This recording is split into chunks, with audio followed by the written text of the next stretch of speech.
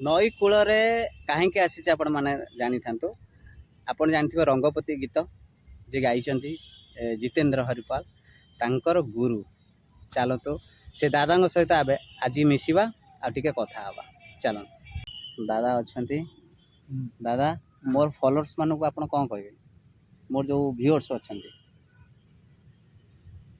ମୁଁ ଭିଉଅର୍ସ ମାନଙ୍କୁ ଆମର ଯାହା ଆମର ଫିଲ୍ମ ଆମର ଡକୁମେଣ୍ଟାରୀ ଯାହା ଦେଖୁଛନ୍ତି କହିବି ଯେ ବର୍ତ୍ତମାନ ଆମର ଯେଉଁ ନୂଆ ଦଳ ବାହାରିଛନ୍ତି ଆଉ କାମ କରୁଛନ୍ତି, ବର୍ତ୍ତମାନ ତାଙ୍କର ଟେକ୍ନିକ୍ ମଡ଼ର୍ଣ୍ଣ ଟେକ୍ନିକ୍ ଆଉ ଯାହା କିଛି କରୁଛନ୍ତି ସେଇଟା କମର୍ସିଆଲ ହେଉଛି, ସେଇଟା ହିଁ ଲୋକ ପସନ୍ଦ କରୁଛନ୍ତି।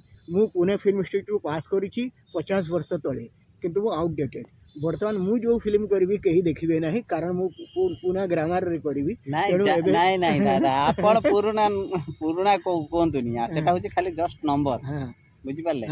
କିନ୍ତୁ ଦାଦା, ଆପଣଙ୍କ ମୁହଁରୁ ଆପଣ ଯୋଉ ଗାଇଥିଲେ ଗୀତଟି ଟିକେ ପଦେ ଗାଇ ଦିଅନ୍ତୁ। ସେ ଯୋଉ ଆଜ୍ଞା, ସେ ଯୋଉ ଜଗନ୍ନାଥଙ୍କର ଘିଡ଼ି ଘିଡ଼ି ଗିଡ଼ି ଗିଡ଼ି।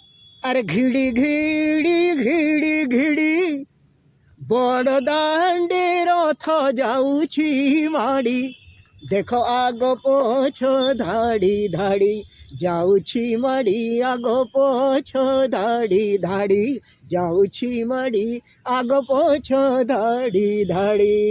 ବାଃ ବାଃ ବାଃ ଦାଦା, ଦାଦା ଏବେ ବି ପୁରା ରଡୁଛନ୍ତି ମାନେ ସାଙ୍ଘାତିକ। ବୟସଟା ନା ଗୋଲ, ଆଉ କଥା କହିପାରୁନାହାନ୍ତି, ଗାଇବେ କ'ଣ?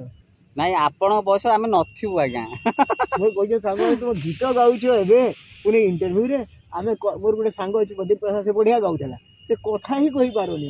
ଆଉ ନଚ କ'ଣ ଏମିତି କହୁଛି, ମୁଁ କ'ଣ ହେଲା ବେ, ବୟସ ଲାଗି ଆମର କରୁନି, କଥା କହିପାରୁନି। ଦାଦା ଏବେ ଘରକୁ ଯିବେ, ତ ଅଶୋକ ଭାଇ ନେଇକି ତାଙ୍କ ଘରେ ଛାଡ଼ିବେ। ତ ଚାଲନ୍ତୁ ଆମେ ଏବେ ଯିବା ଦାଦାଙ୍କ ସହିତ। ଦାଦା ରେଡି?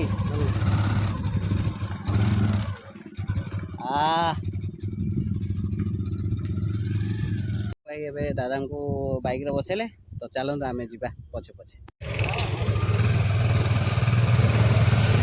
ଚାଲିଲେ ଅଶୋକ ଭାଇ ଦାଦା ସାଙ୍ଗରେ। ଦାଦାଙ୍କର ଗୀତ ହେଉଛି ବହୁତ ପୁରୁଣା, ଯେଉଁଟାକି ମୁଁ ସେତେବେଳକୁ ଆଜ୍ଞା ଜନ୍ମ ହେଇନି। ତ ଦାଦାଙ୍କ ଗୀତ ଯେତିକି ପୁରୁଣା, ଦାଦାଙ୍କର ଦେଖନ୍ତୁ, ଦାଦାଙ୍କର ମାନେ ନାଁ ହେଉଛି ନରୋତ୍ତମ ସାହୁ। ତ ନେଟ୍ରେ ସର୍ଚ୍ଚ କଲେ ବହୁତ ପୁରୁଣା ଗୀତ ବାହାରିବ, ଆପଣ ଦେଖିପାରିବେ ଆଉ ଜାଣିପାରିବେ। ତ ଦାଦାଙ୍କ ସହିତ ମିଶିକି ମୋତେ ଆଜି ବହୁତ ଭଲ ଲାଗିଲା, ଆପଣଙ୍କୁ ଭଲ ଲାଗିବ ବୋଲି ଆଶା ବିଶ୍ୱାସ ରହିଲି। ନମସ୍କାର, ଜୟ ଜଗନ୍ନାଥ।